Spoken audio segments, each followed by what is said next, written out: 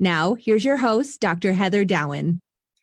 Hello, everyone, and welcome to the Bad Girls Guide to Living Well.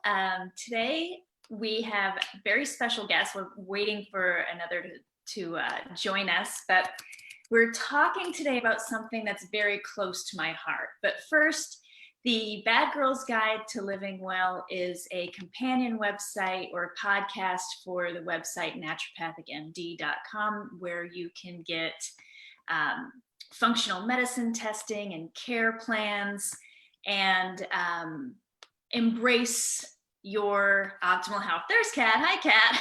Hello. I had a little trouble getting on. Perfect timing. So the Bad Girls Guide to Living Well is all about women embracing their ultimate health. And I have Reverend Patricia Cagganello and Kathleen OKeefe-Kanavos with me today as authors of the book, Chaos to Clarity, Sacred Stories of Transformational Change. Now, yeah, there it is! I'm looking forward to getting my hard copy because I do love the hard copy. Absolutely.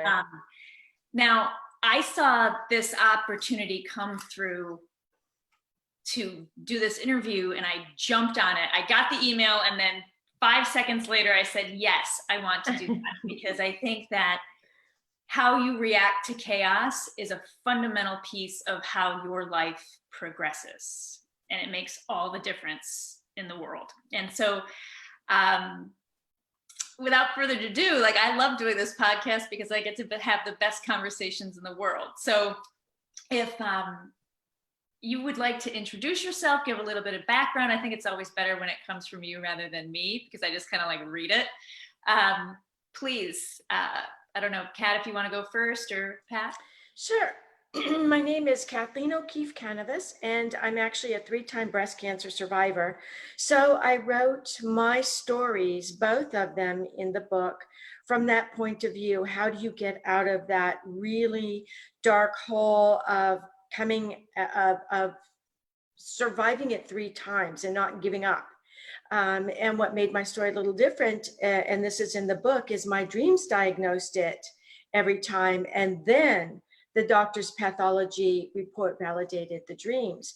And the other story is about how we're losing our parents as baby boomers. So I was born and raised in Europe. My dad was a Green Beret, so I stayed over there till I came back to go to college. And I've written a number of books, and then I hooked up with Patricia and we wrote Chaos to Clarity, Sacred Stories of Transformational Change, because the world is in such chaos and we're feeling that because we're connected to the world through universal oneness. Thank you.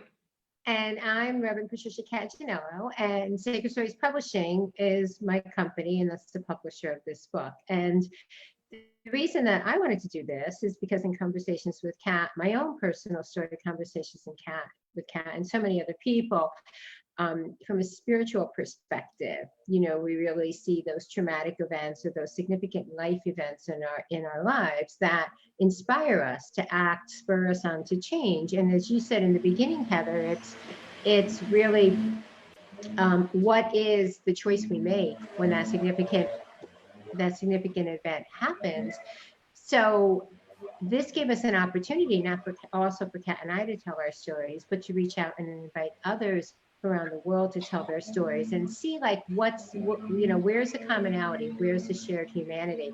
And we actually have 30 people from around the world. We have stories from South Africa, Japan, Europe, Canada, the United States, men and women who have shared really their profound stories of pain, trauma, some joy, some finding love, some losing love, everything you could think of. But in all of the stories is that beautiful moment in the transition when they open to a higher perspective, they kind of see the light at the end of the tunnel, just that positive perspective. So I'll share my story quickly because this really hit home. I'm sorry, that is my husband. Hi, sorry, hon, I'm actually on a radio show. I'm in the library and he just walked in. So that's worries. that's No worries. an example of chaos, right? We just have a little chaos. Just And deal with it. You can, there was something, I think Kathleen, it was in your section where you said, if you, as the psychological aspect of it, if you take that stressor of chaos and put it into your mind, right, as far as your reality and what you pay attention to, then it matters, right? And Right. you implement it. I know that I paraphrased that a little bit, but Right. That's perfect. If you don't mind it, it won't matter. If you do mind it, it matters. So just laugh it on and off and keep going. You know, one of the Siamese cats should show up in a minute. They're really noisy. My co-host is quiet right now, but you know, he's canine. So I had a terrible car accident with my college boyfriend who I thought that I was going to marry and like go on that trajectory of life. And we were both hurt significantly. I almost lost my leg. Doctors told me that I would probably never walk again. I would certainly never run or, you know, hike or do any, you know, the things that I love to do. And I was bedridden for 3 months. That relationship, it was decimated, but really at the fundamental reason why it ended was because I was able to look at this like, sure, it's this huge trauma, it's this great big change, but it actually was one of the best things that ever happened to me. And it took me a couple of years to actually get to the point where I could say that. But my relationship with my father improved through that process. I had a deepening relationship with my grandmother, and I got a new trajectory for a profession, all in that, you know, terrible chaos. Whereas we were in the hospital, and the way that he reacted to it was like, oh my God, my GPA, what am I ever going to do? Because we were seniors in college and we were, you know, ready to go forward with that. And I was like, oh my God, I'm alive. Like, I'm alive. And so that difference in how we reacted and responded to that change was really marked between the two of us. And so that's why I was really excited to have the two of you on here, because there's definitely a psychological element to it and how you react, but there's a deeper spiritual aspect of it as well. And so I love that you two have either side of that. Thank you. yeah, absolutely. You know what? I just have to say, speaking of chaos and so forth, Kat, can you mute your mic when you're not talking, only because there's a lot of background noise and the chaos is actually yeah, that helps so much. And then when you talk, because you know the chaos, it's interesting. So if we kind of frame that, the idea that yeah, like we have to deal with it all the time, and then where our threshold is, right? And then we say, okay, wait, I need to reframe, I need to regroup, I need to do something different because the trajectory I'm currently on maybe isn't working, right? And I think it's fascinating what you said, Heather, the different perspectives, because in the book, I also write about one of the things that my stories is about is titled, What's the Plan, Stan? And from a spiritual aspect, I say, you know, sometimes it's not necessarily the change, but it's our perception of the change. And sometimes it's in the questions that we ask. So in my life experience, you know, I got divorced and unexpected, 50 years old, lots of stories I've written about it. But what happened was, you know, I finally asked the question one day that was like rolling around in my head and my heart for so long, and really making me sick. You know, what am I going to do with the rest of my life, and how am I going to support myself, right? You know, as a 50-something with 2 kids staring down college. And then I was like, whoa, like talk about, you know, overwhelming. Those 2 questions alone are overwhelming, let alone put them together. And what I realized was it was in the question, it was in how I asked the question, and it was in the perception of the question that I was going to be worse off than I was before, that the change was somehow going to diminish my current situation, I'd be losing a sense of my identity to some degree. And I think that that's the key. Like, part of it is not only what the change is, it's our questions around how we're perceiving the change. And so I offer in the book, instead of asking the question in a way, rephrasing it in a lighthearted way, like, what's the plan, Stan? Like, what's the rest of my life going to be?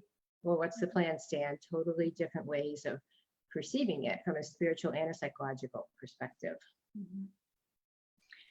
I love the part about the butterfly. So I wore a butterfly necklace today because I absolutely love it. It's not really my style, but it was a gift. I have a 4-year-old, and I order caterpillars for him to watch transform into butterflies. And so this year I did a podcast on it, in the spring when I was watching, because if you watch them in their chrysalids, it looks agonizing. Like, they're writhing around, what the caterpillar calls the end of the world, right? Like, is the butterfly, but it's not an easy process to go through watching them. But one of the things that you say is, like, when you're looking at that transformation, which takes us to next levels, and change is the only thing that's constant, looking at it rather than being agonizing or traumatic into something that's joyful, that's like a perspective that can make all of the difference. Do you have anything to add to that? Well, I think that if that butterfly did not come out of the chrysalis as a butterfly that stayed in there too long, it would die in its agony. So at some point, when you're in that agony, you've got to say to yourself, or at least I said to myself, what is the light at the end of this tunnel? And let me tell you, sometimes it was just another train coming, but eventually there was a light at the end of the tunnel. And that's what you walk toward, because you need to have a shift in your life. There needs to be a change.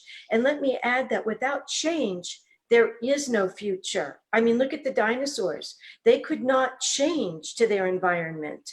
We're going through a lot of changes now, but the little old caveman that came at the end of that time, he was able to change. And so he went from, a cave into smart homes. Right. Change is good. Internet. And the internet. Heather, I love that you're wearing a butterfly. First of all, I just think that's, I feel like there's such an honoring in that. And so I appreciate that, because I think that is also part of the journey and part of, the magic, right? Like, how do you move through change? I think a lot of it is in the honoring of how you show up each day and what you bring to the experience.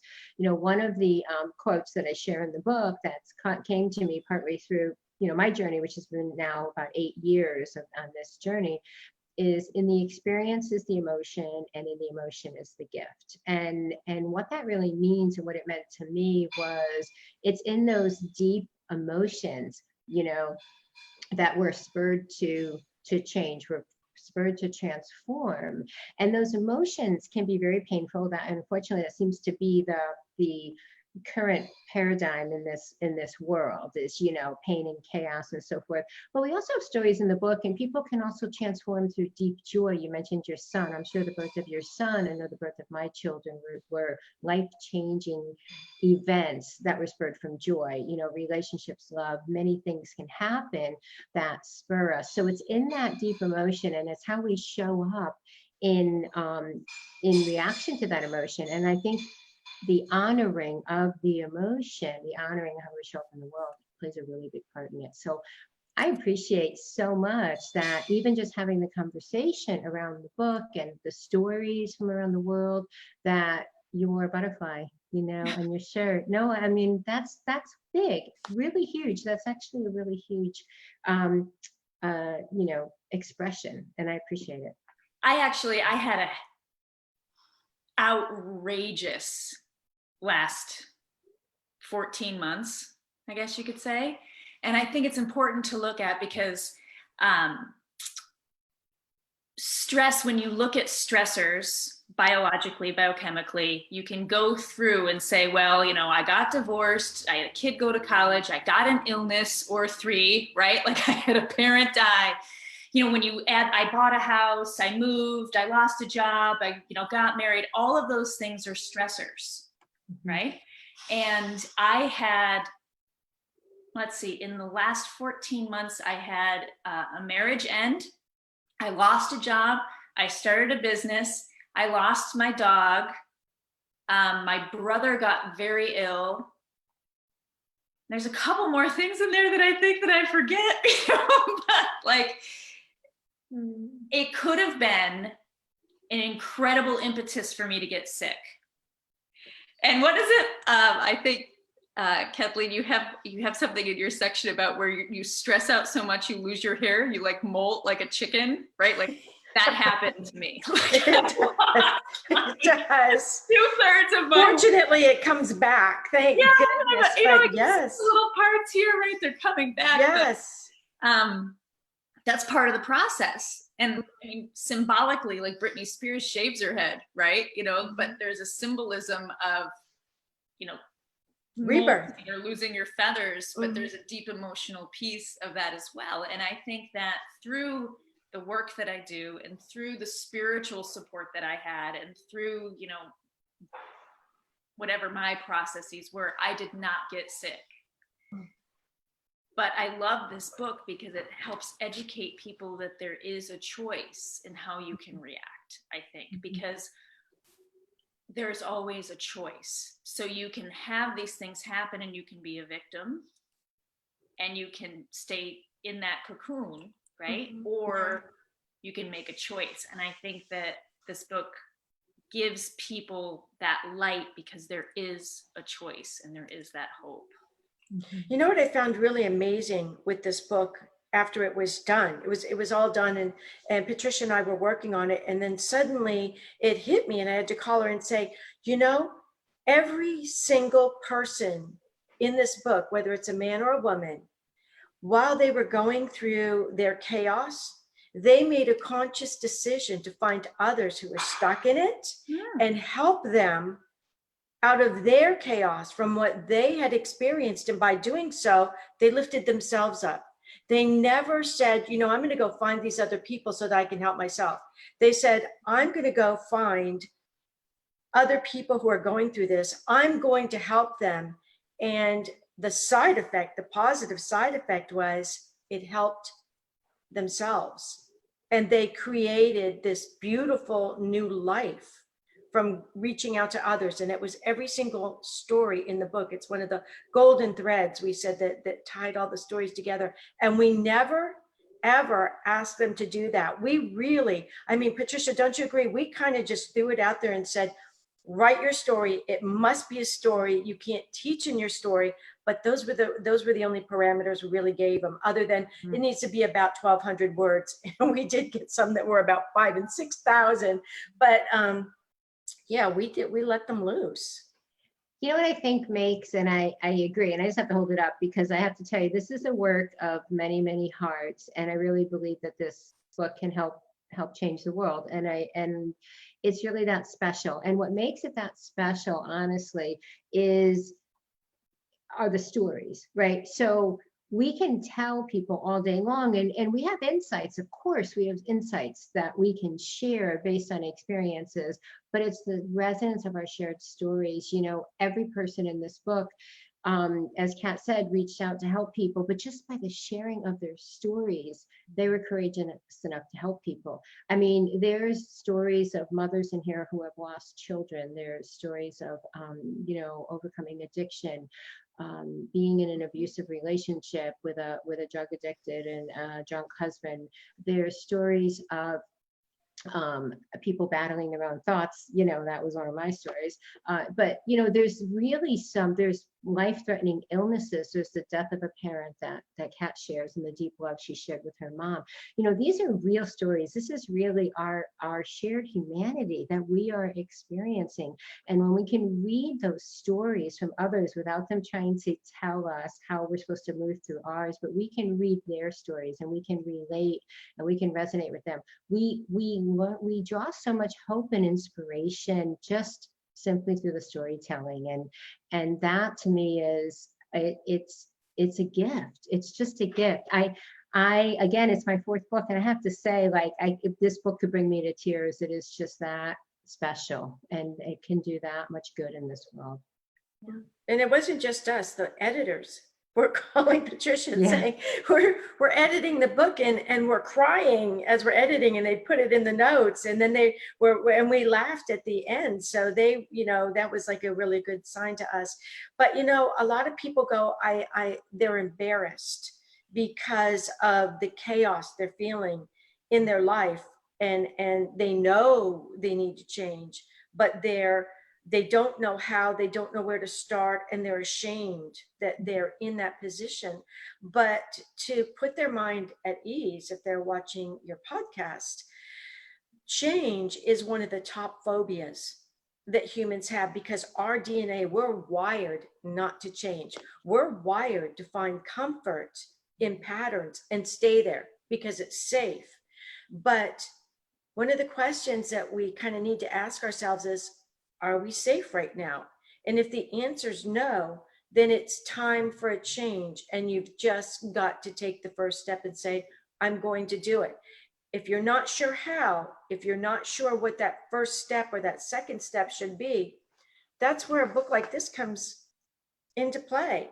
These people did it. They're not going to tell you how. You're going to read how they did it. They're leading by example. And you don't find very many books like that. And at the end of each section, Patricia and I go through and I sum up the section from my psychological point of view, and Patricia does it from the spiritual point of view. And that makes it a little bit different also. But change is good. The other part, if I need to say one more thing, because it gets, it's so personal. Please. Yeah, it's just personal. It's really, it is. If you want to know who Kat and I are, read this book. But the other part that I think happens to people and how they can get stuck, or sometimes how they can really get a little lost, kind of on the journey, is that they feel that they're alone. I know when I was at the deepest part of my pain, I didn't think anybody could feel as bad as I felt. I just didn't. And when anybody would say to me, how are you feeling? I'd say, fine. Because don't you just say fine? Who really wants to know how you're feeling, right? How you feel? Fine. How you doing? Fine. That's all I said, fine. And then I just stayed in my despair. And then one day I got a text from a cousin, I call him my alpha male cousin from California. And I got a text from him. He had been divorced a few years earlier. And he said, how you doing? And I said, fine. And he said, knowing, because he'd already been divorced, he said, so how you really doing? And I said, well, it's a little harder than I thought. Like, I just gave him this little bit of an opening, right? And what he texted me back, I mean, I share it a lot, but it's that profound. He texted me, he said, it's just remarkable to me. He said, may peace find you and wrap you like a warm blanket. And I was like, I'm sorry, I'm reading this text going, what did he just text me? Not thinking he had any depth of emotion or that he could understand at any level what I was feeling. And when I read that text, I was like, it's like when your life passes before your eyes. And I was like, oh my God, like he understands. And then I thought, my next thought was like, wait, if he understands, he must have felt this. Like, and then my next thought was like, well, he's felt it, then other people are feeling this. Like, that blew me out of the water. It did. I said, that's the day I started to learn empathy. I never understood what empathy truly was before then. And then that shifted everything for me, because one, I knew I wasn't alone. And two, I just started looking and showing up in the world a little different, not looking at the walking wounded, but looking at people and having an understanding to know that there's many that are struggling on many levels with many different things that we may not even know about. And when they feel alone in those struggles, that makes it so much harder. But when we can come together and really truly share really the heart of our humanity through our stories, oh my gosh, like that just opens everything up, I think, for everyone. And when you know you're not alone, you can take the next step. Yes, because they say misery loves company, but I believe healing seeks company. Yeah. Healing tries to find other people who are healing so that they can hold hands and move together, because let's face it, human beings are herd animals. We don't like to be alone. We like to be in a group, and we look for similar people in a group. And if we find a group where someone has gone through what we've gone through, we just attach ourselves to that person or that group, because healing does love company. And there's an incredible power that I'm finding that the world probably needs more of, considering what's going on, in vulnerability. And you talk about how vulnerable these authors had to be, as well as you, to share these stories on such a deep level. And it's a very feminine thing to be vulnerable, and we live in such a masculine society. And I think that the balance of that vulnerability can be part of that universal oneness that you guys talk about, because it not only gives people an idea and a hope and a community, but then energetically, every time someone becomes vulnerable, I think that it's like that pebble in the pond. Absolutely. And that we have authors in the book who never wrote their story before because it was such a deep wound in their heart they couldn't, and they still won't do interviews yet. And I know it's because they don't want to break down on TV or on the phone. And those are the mothers that lost their children, and they had never written about it or come out about it before, but they felt so compelled to share with the world that yes, you can come through this horrible time and become a stronger person for it, that they put it in the book. I feel like I'm going to cry right now, only because no, it's true, because these stories are that profound. And the person that Kat is actually referring to now, there was a point when we were going through the process of collecting stories and stuff that I was like, well, I don't know, maybe this project isn't going to happen. Maybe this isn't gonna go. I wasn't sure, and because we had just started getting the word out, and I just, wasn't seeing maybe some stuff that was really touching me. And then that story came in of the woman who, for the first time in I think she said is 8 years, she wrote her story and she walks you through. The story starts when she's in her Bible class or study, and she gets the call from her daughter's roommate saying Tammy died, and she takes you from that point.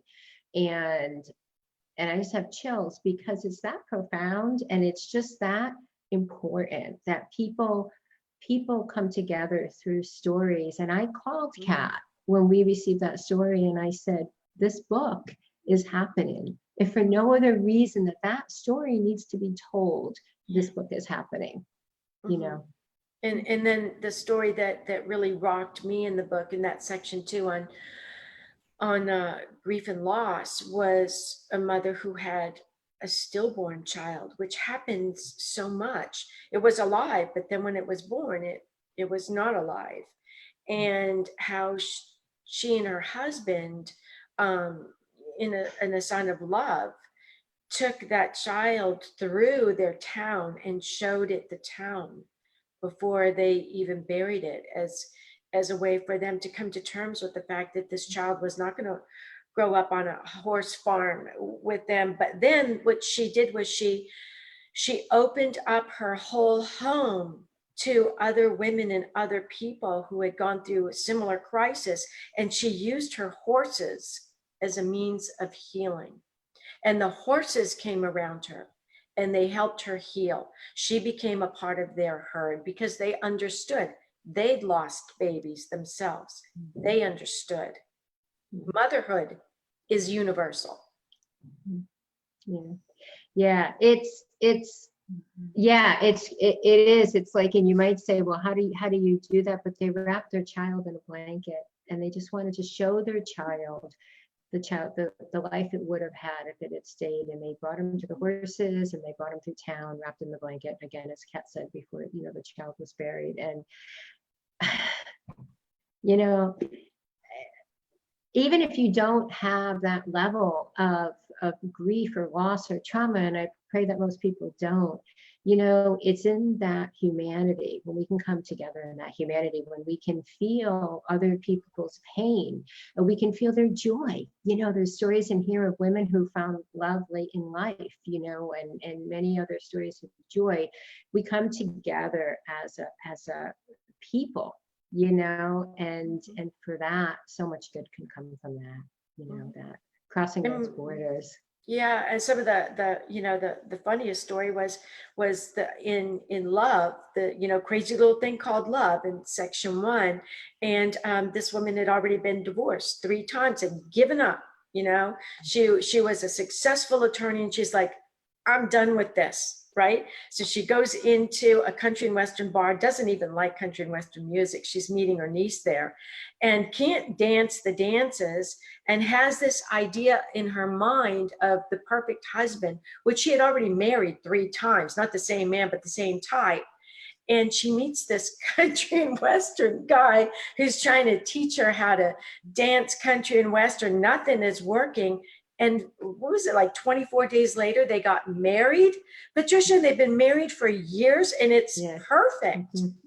Yeah, it's crazy. It's just crazy. It was a crazy little thing called love. So we have stories of joy as well. So I don't want people to say, oh, dear God, I can't read that book. I can't get through those stories. The stories are written in such a way that we say they're heartbreaking, but they're heart opening. They really are heart opening, and all the stories move you through the trauma and to we call it the hero or heroine's journey, because we ask everybody to share, if it's not a positive outcome, a positive perspective on how they move through and how they handled the change in service really to others, so others can move through as well. But we do have some stories of joy and some that will make you laugh. So we have something for everyone really in the book. Mm-hmm. Well, on that note, we're going to take a quick break, and then we'll come back and we'll talk about this a little bit more from both of your perspectives. So we'll be right back after this message.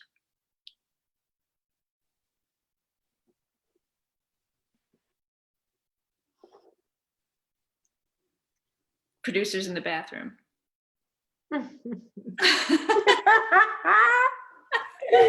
least they didn't go in with their mic on. I've had that happen before. Oh, that's funny. National TV, yeah. Well, this is chaos, right? So So you just laugh it out. Know them so much better when they come back. Right. And I think that actually it's probably better that we don't waste that time and we continue, talking with you guys about this, because one of the big pieces that I think, if we want to get a little bit deeper into like the psychology or the, and the spirituality of it, because when you're looking at a holistic perspective, which is what I do in medicine, it's very difficult to separate them. But I think that there's a lot of value in our rational minds. People understand one or the other often.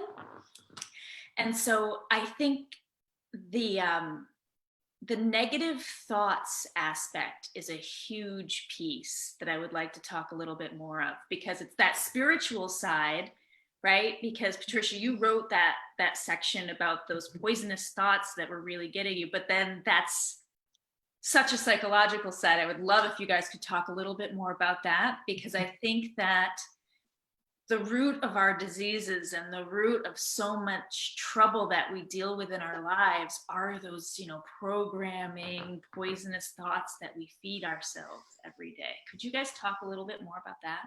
Sure, I'll let you start, Patricia. Yeah, thank you. I talk all day about that.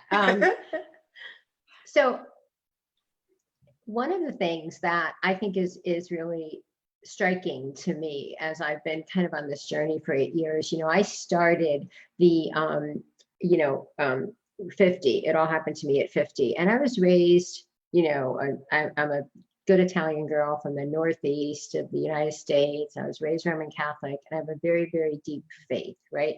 And when I found myself on my bedroom floor in a puddle of tears, I didn't know what the heck was happening to me. I thought I was always a strong one. I'm a former Marine Corps sergeant, and I just couldn't get, there was a trigger. There was a trigger in the divorce. And people may say that, well, that trauma, there's worse traumas than that if we want to compare traumas, which, we do, right?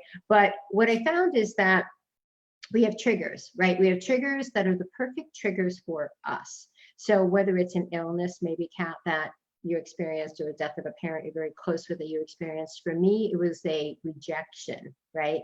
Or it could be, other traumas. But it goes to the heart of the wounding that we all have, and we're all wounded in one way or another, and that's the whole psychological conversation, right? So when we're seeking, or those wounds happen, we're seeking we're seeking deeper answers, and that's when I reached out and my spiritual journey started. But what I think is really important, and I'd like to just make really quickly, and I mentioned that I have a deep faith because I was raised Roman Catholic and so forth. Many people come from a deeply religious background or a foundation, and the languaging around what we are experiencing, I think, is to our detriment, right? So in a religious context, it's about sin, forgiveness, something wrong with us and we need to be seeking forgiveness, very general. I'm talking very generally. Then we open up and we have this big spiritual, we're wide open, our hearts open, we're experiencing kind of that inner divinity. And what's the languaging?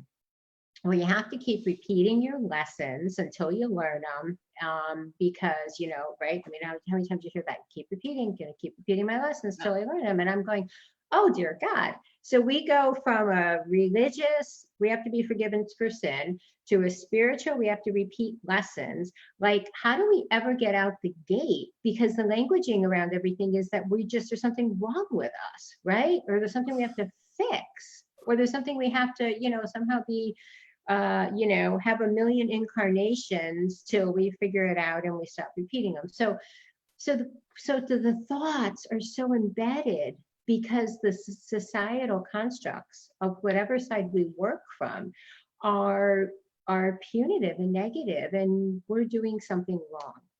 So then add on to that all the other traumas that could happen in this life, and it's a wonder any of us get out of bed in the morning. I mean, dear God. So what I think is really important, and what I talk about in the book, is, again, it goes back to the experience of things. And Heather, you mentioned in the very beginning, it's the perception of the change, or the perception of what's happening.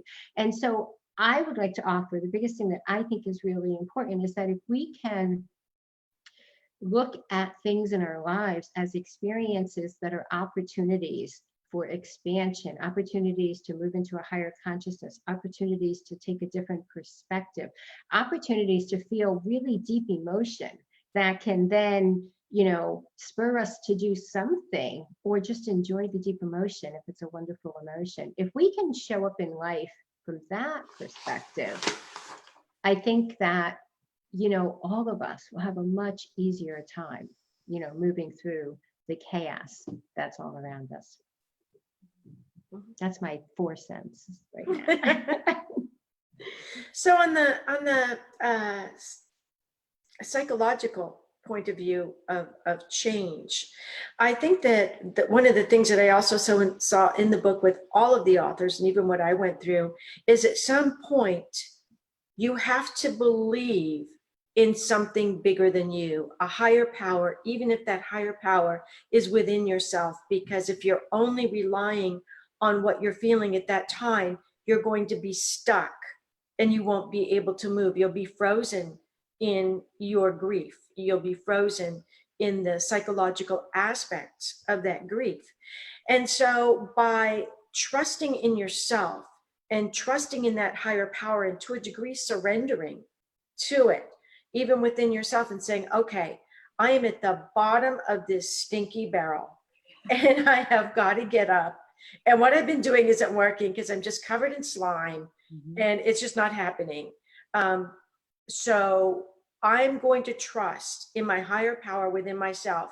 Stop listening to everybody else who's saying, just do this, just do that. And all these words just, swimming around in your head. I'm going to go within and I'm going to focus on my higher power. And I'm going to trust in myself to bring myself and through this higher power out. A lot of people use dreams. We have dreams in the book. I use dreams because I believe it's, I mean, and I'm kind of getting into Patricia's realm here, but I believe they're doorways to the divine, you know, divine messages. And a lot of these stories, deceased loved ones came in to help those people during their worst hours to become defining moments in their future. So that's also part of this, the psychology of change. When you're on the bottom of that barrel, all rolling around in that stinky muck, it's time to make a change. And sometimes you have to trust in yourself.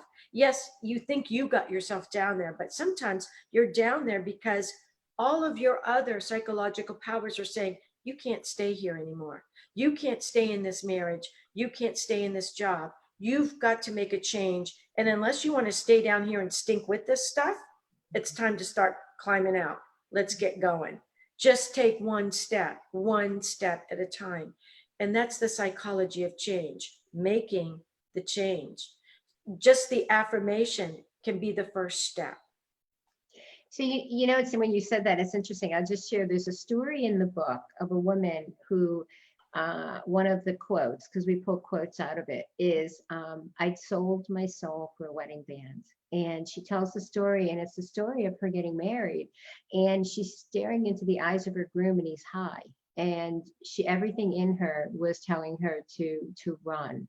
But she's looking around and she's seeing her mother, her future mother-in-law dressed up. She's seeing her father looking all happy, and she could not walk out of the church. And so she married him. And she married into a relationship that he was a drunk and he was a drug addict. And then he became abusive. And they had a child that affected the child. And she lived this way, I think she described it as a inconsequential life, where she felt she had she was of no consequence at all, because it was just that she was being so put down and so manipulated for so long. And then one day, she made one step. And the first step is she went to an Al-Anon meeting. And in that first step of going to the Al-Anon meeting, and then she'll talk about, there were many other steps and many other choices she had to make to get herself out of the marriage. But eventually she did. But she did it by taking that first step, by getting to the point, like what Kat is saying, that she just couldn't stay where she was any longer. It had gotten that bad. And so she found her way out. And I think the important thing is, hopefully people, won't need to get to that point, especially if they can read and relate and have a resonance with the stories in the book. They could find their courage, they could find their hope and inspiration way before that. Maybe they can walk out of the church, right, at the point that she should have walked out of the church. But also knowing that it's really truly one step at a time. They don't have to have it all figured out. They just have to take that first step forward to move through. Mm-hmm. Exactly. And here she sold her soul, she said, for a wedding ring, because she could not let down all the people in the church. Her father had rearranged a lot of dental care that he needed in order to walk her down the aisle. And here all these people are looking at her, and she's like, I can't let them down. So she ended up letting herself down. And that's where the psychology of change comes in, where you become the strongest person who turns around to, everybody in the audience and says, excuse me, would you open a path? Because I'm going to run like hell, and just run right out that door and not even look back. They would have been disappointed maybe for a while, but probably not, because they would have still had the party, still eaten the cake, and she could have found someone else. But on that same note, the psychology of change, she probably had to go through all the pain and suffering she went through to be where she is now, so it would never happen again. And she helps other women not make the same mistakes. So, there are a lot of twists and turns in the psychology of change. One of the things that I'm looking at recently are the like the software programs that we get as far as our patterns go from our parents and the generations that come before us with that dysfunction, right? And I think that recognizing those patterns, I think you touched on it a little bit about those pain points. What are those pain points that really get us, as far as it may not be, comparative. Like, I don't think you could really compare traumas, because we are all our own universe and it's our own reaction to it and it's our own reality, right? But yes, I think that, my divorce is very different from someone else's divorce even, but those pain points are, the way that I had to frame it, something that's leading me to an evolution of myself, right? So when she was in that church, she didn't have the wherewithal and she needed that pain point as part of her evolution to get where she was going, right? Right. Now, you think that's just rationalization as far as the way that I'm looking at it? It's like, oh, well, I can rationalize this horrible thing happening, but like, what do you think? Well, it's, like we talked about at the very beginning, perception. Yeah. If you don't mind it, it won't matter. So, I minded it. yeah. I think a really important part of the conversation is also, Heather, to your point, and I was alluding to it a little bit earlier as well, is that yes, we have our triggers, we have our wounding. Honestly, it all goes back to childhood. It goes back to events, whether we're remembering them or not, whether they're true or not. It's our perception as a child of something that we've perceived. And I would even offer that, as you mentioned, things come through ancestral lines, right? There's ancestral energies. They say that the doctor will say, oh, well, you inherited it in your DNA. What the heck does that even mean anyway, right? Other than an energy came through. And we have that in the book. We have a DNA story. Exactly. But one of the Bible or the religions will say, the 7 generations of the 7 sins of the 7, the 7 generations of the fathers, right? It'll come through for 7 generations. New Age will say that it's ancestral energy. We're all saying the same thing, right? And it's really the healing of that energy that at some point, where does the buck stop? For me, a lot of me understanding, I was stuck in things a little bit longer than, again, comparing, because I couldn't own up to that, because I felt like, well, wait, this isn't that big of a trauma. I should, I grew up in a generation where they said, what are you crying for? If you want something to cry about, I'll give you something to cry about, right? Yeah. And I'd be like, okay, so I guess things aren't so bad. The other spiritual thing everybody talks about is gratitude, and count your blessings and what are you grateful for today? And it's like, that's all great, but guess what? Like, when you only think of stuff like that, you don't allow yourself to actually go far enough into your own experiences so that you can understand them and you can truly heal them. And what I realized with me is that I did have some wounding from childhood. Mine was my perception of a lack of nurturing, whether that's true or not. My parents did the best they could or not. I was loved or not. It almost doesn't matter. My perception at some level was that I was the one who was always crying. I was the one who was always told to stop crying. I was the one who never felt, I think, worth it or able to be fully loved, right? When I could go that far back and be that honest with myself and allow myself to say, well, you know what, maybe it wasn't the worst trauma in the world, but it was the worst for me. And maybe it's coming on generations or past lives, or who the heck knows, who cares? I just know that when I could peel away, and then the other part of it is, I was always the strong, capable one, right? I was always the one that was like, pull yourself up by the bootstraps, because I had to accomplish something, I had to prove something to show my worth. When I could see those as behaviors that I had developed, personality that I had developed in response to trying to find that love or nurturing in my life. And I could see that really wasn't me. So if we're going to talk psychology, there's a whole psychology around that. So I was able to actually, to a large degree now, see the difference between me and the value that I have as a as a person, as a spirit, as a soul, from the personalities that I developed that I didn't necessarily like, maybe weren't working for me any longer. So I think it's really important that, especially when we're going through chaos and trauma and so forth, that we're able to give ourselves a break. So you talk about rationalizing. Yeah, you know what? It's okay. Like, it's okay, because I think we have to be a little kinder and gentler with ourselves, because we've gone through a lot. And if we have the courage to go back far enough and dig deep enough, you know, there's some real gold there that we can find and show up in our own lives and in the lives of other people on a whole other level.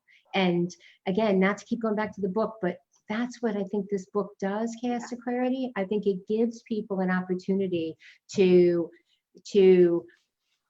dip their toes into that water through other people's stories and find their path, you know, to that level of healing. Because there's a huge wide range. I mean, there's 30 other authors, right? And so there's 30 other stories that you can look in almost to like a mirror. And I'm sure that I was just thinking that, like a mirror. And you'll probably see yourself in more than just one. Oh yeah, definitely. So I love that, you know, as you peel back the layers and you actually find, you know, what is this, you know, drive or motivation or fundamental lack, right? Because sin means without, which is lack, right? So it's like, what is that fundamental lack that I have that has, you know, created these personalities in which I deal with things and like layers of all of that. So once you saw that, like, look at the psychological part of this, like, right? If you call a devil, does it then disappear? Like, what, you know, as far as, you know, looking in this mirror with these stories, and I know you give both perspectives, which has incredible power. Like, if people start to see it, that's really the first step in some ways. Do you agree? I think, sometimes the first step is recognizing it in someone else, because a lot of times when we're in chaos, we tend to be also in denial, because it's one of the ways that we actually protect ourselves, protect our heart. We're in denial. No, that's not happening to me. You know, I can't be the only person in this world that's going through this. And then when you see somebody else going through it, suddenly you don't feel alone and you feel you have a friend. And that's really important. And that can be your first, you know, hand up out of that dark place that we were talking about. So yeah, that mirror going, oh, you know, somebody else went through this. They came out the other side really well. They're a stronger person for it. It was just a learning experience that really hurt, but I can do this too. And that's what's important. When they go, I can do this, then they do, because they've changed their mindset. There's a change in the mindset. Right. You know, and another piece of that, you know, some of the languaging, again, if we just go back to that, you know, people talk about the onion and the layers of the onion, or they talk about the spiral, right? And then, you know, the spiraling. And I think that that's all true, but the perception of it is, and you said, you know, are we finally there? Do you get there when you peel all that away? And I'll go back to the experience, right? I'll go back to the experience and I'll use the spiral example, but for me, it's a spiraling outward. And every time we spiral out, it's with a greater expansion of awareness. It's with a higher consciousness. So even if people say, or they say we're repeating lessons or we're repeating something, we're never at the same place twice. We're never the same person. We don't approach things the same way. So if we are seeing patterns, as people talk about, or experiences in our lives that we are re-experiencing to a degree, we are coming at it from a place with a little bit less of that personality wrapped tight around us, a little bit greater understanding maybe of who we are. So for me, I mean, I've been at this for 8 years already, and it feels like 8 lifetimes, to be quite honest. You know, I'm like, what the heck, right? Like, you know, where's the beach and the mojito? Because I'm ready for it. But the thing is that, are we done? You know, who cares? I mean, if we look at it from the perspective of it's all experiences, and, you know, bring it on, let's do it. And in every experience, I can expand that much more. I can achieve a higher consciousness. I can be of greater service. I could love myself and others and life even that much more. Maybe that's all it's about, and that's okay. There's no finish line. There's no place we're going.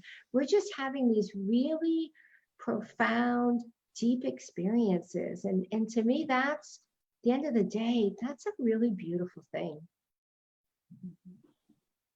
Mhm. One of my favorite things that Khalil Gibran wrote was about sorrow is what deepens us so we can contain more joy.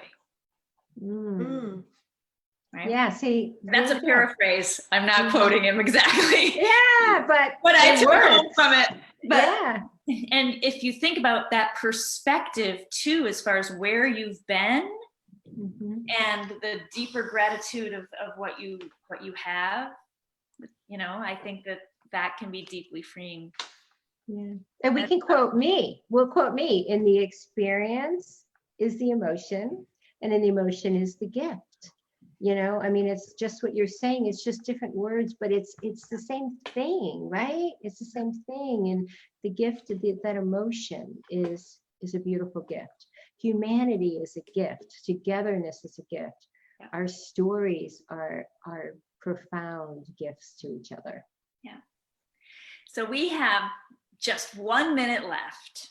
And so is there anything that you would like to share in summing up Chaos to Clarity in this incredible book that I think everybody should read in order to, make their lives better and add to the universal oneness of evolution that we're doing? Anything to sum up?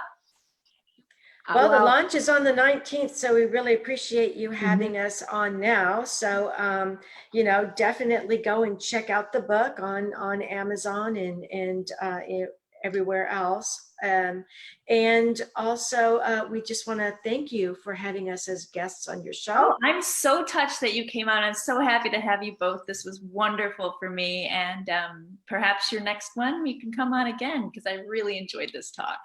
This is Bad Girl's Guide to Living Well with, go ahead, no, please share. Oh, I was just going to say, Heather, you're in our next book. I already wanted to tell you. I want to tell you from the beginning, when you started the conversation with all the changes, I'm like, you're going to have to be in our next book. I'd like to say not only thank you, but I'd like to say to everybody listening, I just want you to know that you're not alone, and you matter. You matter. Your story matters, and you're part of a larger community. And I want everyone to really know that.